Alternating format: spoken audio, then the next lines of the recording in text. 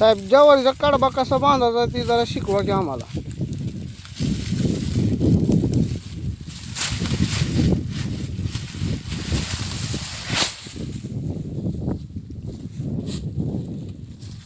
नमस्कार मंडळी.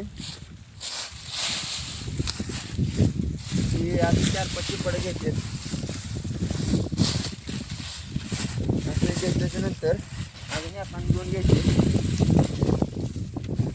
असं घेतल्यानंतर पिंडीच्या खालून घ्यायचे आणि हातात धरल्यानंतर उजव्या पायाने थोडं दाबायचं. असं थोडं दाबायचं का जास्त दाबायचं साहेब? जास्त दाबायचं. हे असं घेतल्यानंतर असं करून पिळ बसतो आणि ह्याला पलटी मारून टाकायचं. आणखीन एक दाखवा की आमच्या प्रेक्षकांना जरा कळू द्या. थांबा मग धावतो, अजून एक पिंडी धावतो.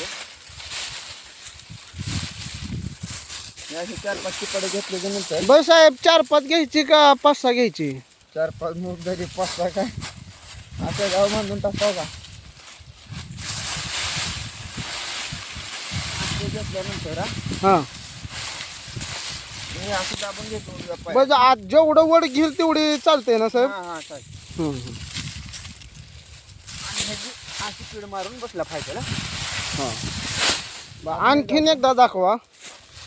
अजून एक दाखवतो म्हणजे आजची चिपाड कसली घ्यायची साहेब? बारीक घ्यायची का मोठी घ्यायची? तुम्ही बारीक घ्यायची हां म्हणजे वड वड निघल. भांडण लागून मी त्यांची. हा असं आहे होय. हां म्हणजे भांडणं पण करतात म्हणा की. हां पिढी अशी सगळी त्याच्यावर घ्यायची. हां हां असं घेतल्यानंतर असं टाकायची. उजव्या पायात ह्याला धरलं पाहिजे ना. हां हां असं ओढ निघाली पाहिजे. हां पहिला पिळा असा, हां दुसरा पिळा असा हां आणि तिसऱ्या पिळ्याला असं तिसकावं त्याला. ओके.